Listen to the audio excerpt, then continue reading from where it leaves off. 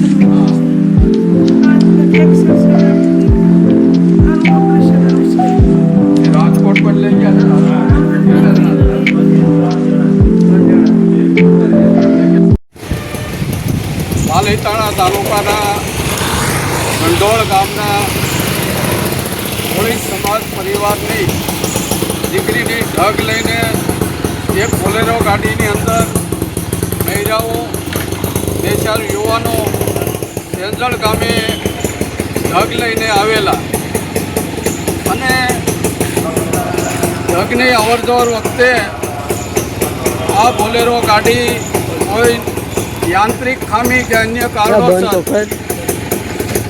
સેંજળ ગામ પાસે પલટી મારી જતા આ બોલેરોની અંદર મોટી સંખ્યામાં બેઠેલા બહેનો ઈજાગ્રસ્ત થયેલા.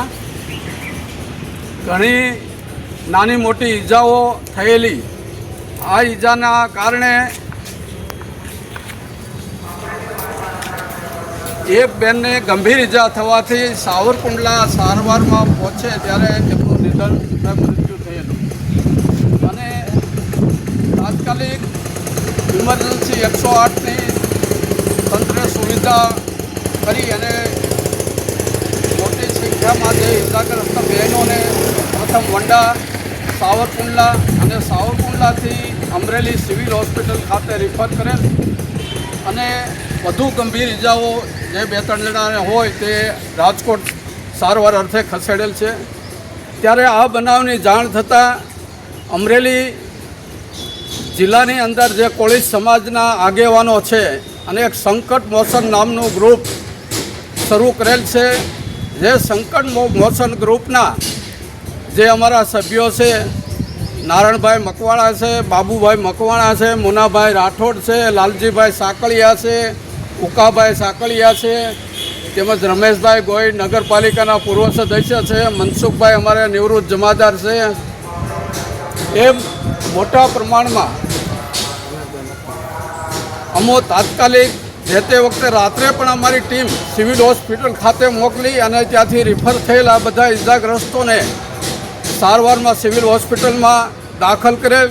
દરેક ઇજાગ્રસ્તની મુલાકાત લીધી અને સિવિલ હોસ્પિટલના જવાબદાર જે કર્મચારીઓ છે, મેડિકલ ઓફિસરશ્રીઓને ઇજાગ્રસ્તોને બરાબર સારવાર મળે અને વધુ કોઈ સારવાર માટે ક્યાંય પણ બહાર મોકલવાના થાય તો પણ તેવી વ્યવસ્થા કરવા માટે પણ તંત્રને અમે તાકીદ આપેલી, સમજણ આપેલી. અને આજે બીજા દિવસે પણ આ જે અમો હાજર છે સંકટ મોશન ગ્રુપના સભ્યો ફરી વખત આ જે ઇજાગ્રસ્તોને સિવિલ હોસ્પિટલ ખાતે મુલાકાત લીધેલ છે. કોઈની સારવાર બરાબર થતી ન હોય, કોઈને સારવારમાં સહાયની જરૂર હોય કે સારવાર અર્થે કોઈ પણ જાતની જરૂર હોય તો અમે કોળી સમાજની પડખે અમારું સંકટ મોશન ગ્રુપ હંમેશા ઊભું છે.